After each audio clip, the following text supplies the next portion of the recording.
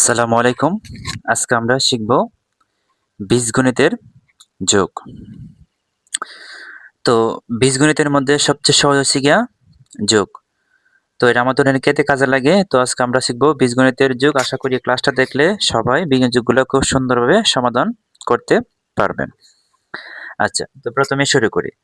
তো বীজগণিতের যোগ, এই যে দেখো, প্রথমে আমরা এখানে কি আছে 4z, এখানে আছে 2z। দেখেন এখানে জেড আছে 4টা, এখানে জেড আছে 2টা, তাহলে জেড করা আছে মোট 6z। ওকে, প্লাস এর প্লাস। আচ্ছা, এখানে আছে 3y, এখানে আছে 4y, এখানে y আছে 3টা, এখানে y আছে 4টা, তাহলে আমাদের মিলে করা হলো 7y। আচ্ছা, তারপর এখানে আছে 2x, এখানে আছে 3x, এখানে 2টা x আছে, এখানে 3টা x আছে, তাহলে মিলে কত আমাদের 5x। এই যে খুবই সহজ যোগ, আমাদের পাটিগণিত বীজগণিতের সবচেয়ে সহজ একটা পার্ট। তবে যোগ আমাদের অনেক ক্ষেত্রে কাজে লাগে আর কি। আচ্ছা, তারপর হচ্ছে কি আমাদের দেখো এখানে এখানে জেড আছে কয়টা, 3টা জেড, এখানে জেড আছে কোনো 2টা জেড, তাহলে মিল করা হচ্ছে 5টা জেড। আচ্ছা, তারপরে এখানে ওয়াই আছে 5টা, এখানে ওয়াই আছে 2টা, তো হলো মানে ওয়াই মোট কয়টা, 7টা।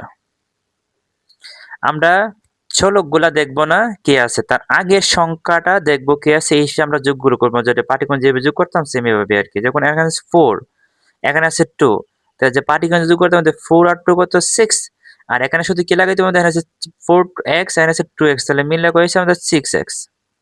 ওকে, আচ্ছা, এরপরে দেখো এখানে করা আছে, এখানে কি আছে 5a, তার মানে আমরা লিখবো এখানে এখানে নিচে কিছু নাই, তাহলে 5 এর 5a, এখানে আছে প্লাস এর প্লাস।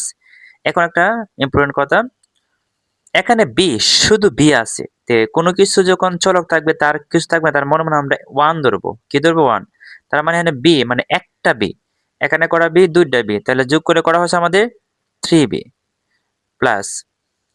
তারপর দেখো এখানে আমাদের কি আছে 3y, এখানে আছে y, মানে এখানে y সামনে কোনো সংখ্যা নাই, মানে কি y একটা y, তাহলে এখানে একটা y, এখানে 3টা y, তাহলে মোট করা আছে 4টা y।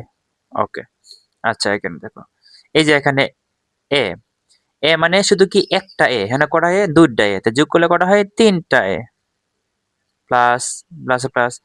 এখানে কি 3b, এখানে কি 2b, তাহলে কি 5b প্লাস সি, এখানে সামনে কোনো কিছু নাই, মানে কি সি একটা সি, এখানে করা সি, এখানে কিছু না একটা সি, তাহলে করলে আমাদের 2c। ওকে, আচ্ছা, এখানে দেখো স্কোয়ার 2 স্কোয়ার, মানে এখানে 2টা স্কোয়ার আছে, এখানে একটা স্কোয়ার আছে নাই, মানে কি একটা, তার মানে আমার 2 স্কোয়ার আর স্কোয়ার মিলে কি হয়েছে 3 স্কোয়ার প্লাস এর প্লাস। এখানে 3b স্কোয়ার, এখানে 2b স্কোয়ার, এখানে 3টা বি স্কোয়ার আছে, এখানে কি 2টা বি স্কোয়ার, তার যোগ করলে করা হয় আমাদের 5b স্কোয়ার প্লাস।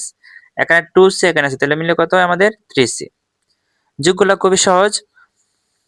এখানে দেখো এক্স স্কোয়ার 3x স্কোয়ার, মানে এখানে একটা এক্স স্কোয়ার, এখানে 3টা এক্স স্কোয়ার, তার যোগ করলে করা হয় আমাদের 4x স্কোয়ার প্লাস এর প্লাস। এখানে কি আছে ওয়াই স্কোয়ার, এখানে কি আছে 2y স্কোয়ার, তাহলে এখানে মানে একটা ওয়াই স্কোয়ার আছে, এখানে 2টা ওয়াই স্কোয়ার, যোগ করলে কি হয় আমাদের 3y স্কোয়ার প্লাস।